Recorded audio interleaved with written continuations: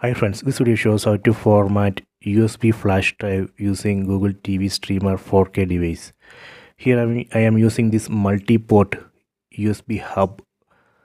This USB hub I have connected to this Google TV Streamer 4K using this USB Type-C cable, and here I have connected this power cable to this PD in port of the USB hub. Then this USB flash drive I am going to connect to this USB hub. Let me connect this USB flash drive. Done. After that, in TV, go to all settings. Select all settings from top right corner. Go to system. Go down, select storage. Under device storage, you can find SanDisk USB drive 8 GB. Select it. And here you can see the format option. Select format.